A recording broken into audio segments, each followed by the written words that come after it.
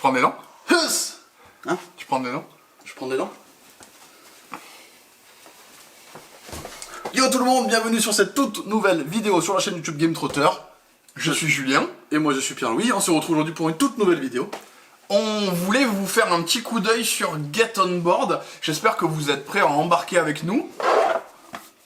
C'est parti. Embarquons. On n'a pas fait de vidéo la semaine dernière. Non, la semaine dernière, on a eu un tournage de ouf. Enfin, on n'a pas eu le temps. Un shooting. On a fait un shooting avec BlackRock Games dont vous verrez les images un peu plus tard. C'est pour ça qu'on n'a pas pu tourner de vidéo. On s'en excuse et puis de toute façon, on fait un petit peu comme on veut. Et aujourd'hui, on se retrouve donc pour vous parler du jeu de la fin d'année.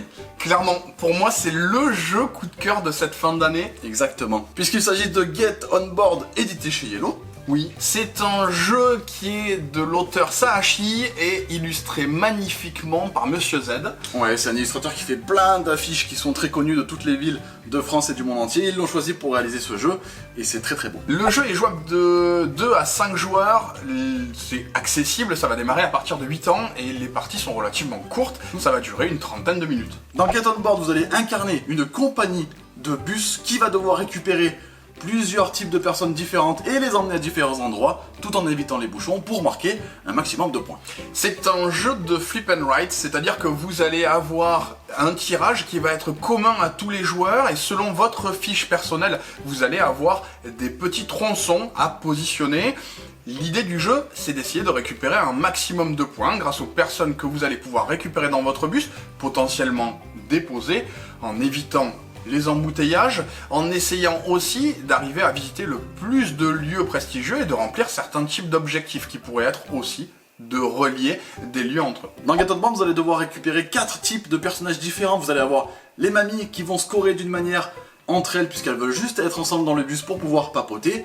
Vous allez également trouver des touristes qui, eux, veulent être nombreux à visiter les endroits importants de la ville. Vous allez aussi récupérer des étudiantes. Ces étudiantes, vous voulez leur montrer des universités pour pouvoir faire coefficient multiplicateur l'un pour l'autre. Finalement, les hommes d'affaires, eux, ce qu'ils veulent, c'est aller au boulot. Il va falloir essayer de les déposer au prochain building pour essayer de scorer et potentiellement se rapporter certains bonus, puisque finalement, c'est un petit peu prestigieux de travailler avec des hommes d'affaires. Le jeu a une particularité, c'est que vous allez organiser votre flip and write pas uniquement sur votre feuille, mais aussi sur un plateau qui est commun. Oui. Et c'est pour moi ce qui représente le mieux l'interaction entre les joueurs et le fait que potentiellement vous allez vous bloquer et avoir une lisibilité aussi qui va venir au fur et à mesure de la partie. Ouais, c'est la grosse particularité de ce flip and write. Vous allez avoir un plateau sur lequel vous allez interagir.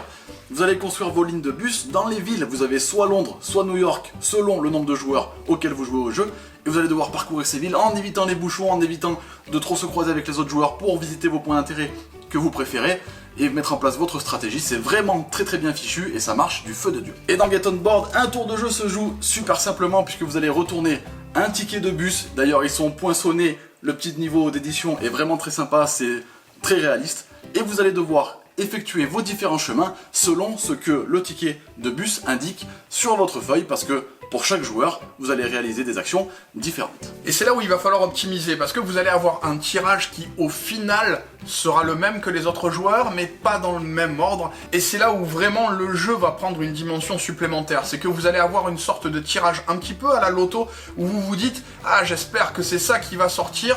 Vous avez quelques espoirs en fin de partie qui sont un peu plus justifiés parce que forcément vous vous retrouvez à déduire ce qui pourrait tomber. C'est ça, en fait à chaque tour vous allez faire une chose totalement différente de par rapport aux autres joueurs et c'est vraiment très sympa. Une fois que vous avez posé vos petits tronçons sur la ville, vous allez récupérer les gens que vous devez récupérer, vous allez juste les marquer et les cocher sur votre feuille et vous allez également marquer les endroits par où vous êtes passé et donc où vous les avez potentiellement déposés. Donc vous allez cocher les bâtiments et marquer les points de victoire qui s'accordent avec ce que vous venez de faire. On va ensuite vérifier s'il y a des objectifs qui sont réalisés. Si c'est le cas, vous allez les marquer et vous allez potentiellement empêcher vos adversaires de marquer la totalité des points. C'est ça, parce qu'il y a des objectifs communs et on a aussi des objectifs personnels. C'est ça, on va essayer aussi de relier 3 endroits dans la ville qui nous paraissent d'intérêt. Il va falloir essayer de trouver le moyen de déplacer tous nos tronçons correctement. Et vous allez avoir une multitude de stratégies que vous allez pouvoir mettre en place, mais vous allez être assez limité du fait des tirages. Ça va être une constante remise en question lors de la partie. Et niveau gameplay, c'est vraiment très efficace. Vous pouvez pas tout faire et c'est ça qui est particulièrement agréable, c'est que vous vous trouvez avec à chaque fois des choix de direction que vous devez prendre sur les différents carrefours et c'est là où vraiment le jeu prend tout son essor. Tu parles de la relation thématique-mécanique ? Carrément. On fantasme souvent sur le fait de jouer à un jeu où vous êtes un explorateur, où vous êtes un astronaute.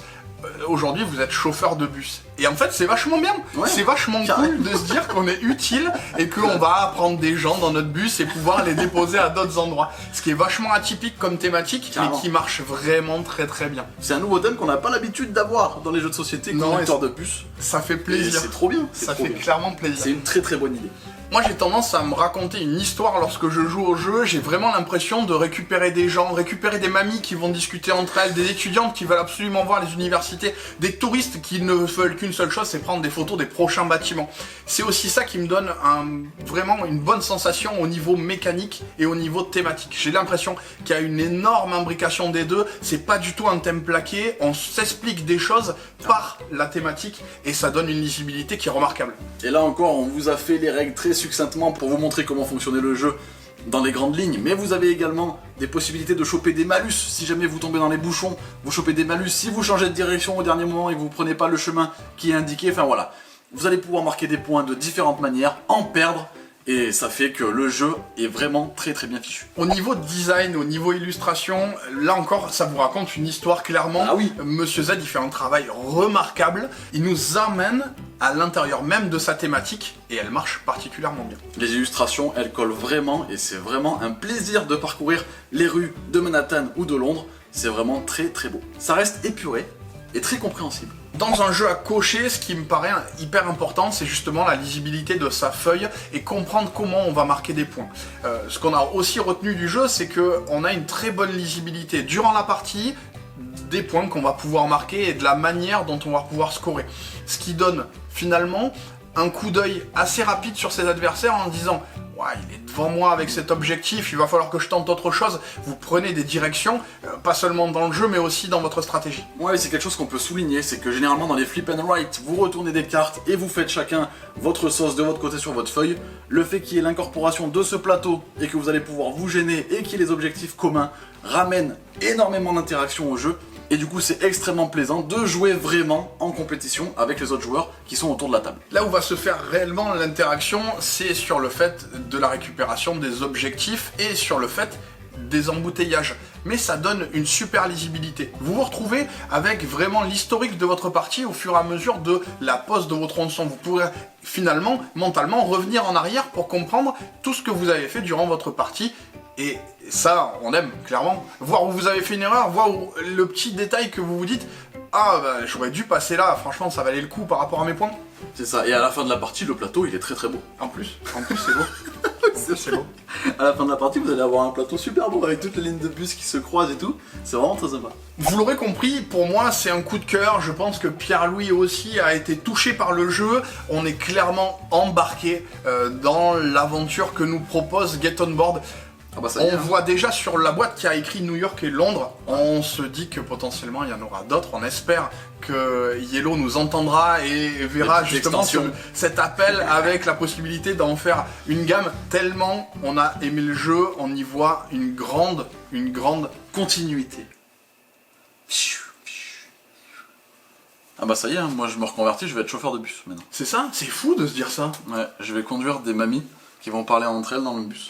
Plutôt que d'être explorateur. Plutôt que ouais, carrément. Moi, l'héroïne perdue de Narak, chauffeur de bus.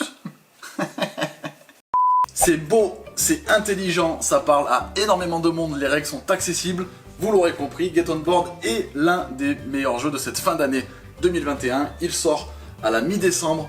N'hésitez pas à le mettre sous le sapin de Noël parce que c'est un jeu qui va extrêmement bien marcher avec tout le monde comme je viens juste de le dire. Donc, n'hésitez plus. J'espère que ce rapide coup d'œil de Get On Board vous aura plu. On vous a expliqué les grandes lignes du jeu comme d'habitude. N'hésitez pas à liker la vidéo, à la partager et bien évidemment à vous abonner à la chaîne. N'hésitez pas à aller chercher ce jeu-là chez votre ludicaire préféré. Ouais. Je suis sûr qu'il l'aura et ça lui fera plaisir de vous en parler. On se retrouve lundi prochain pour une prochaine vidéo. Avec plaisir. Si on n'a pas de shooting entre temps. Bien évidemment, Jouez bien. jouez malin. Ciao, Ciao. C'est Mario ça. C'est rien à voir. Mais maintenant on sait plus.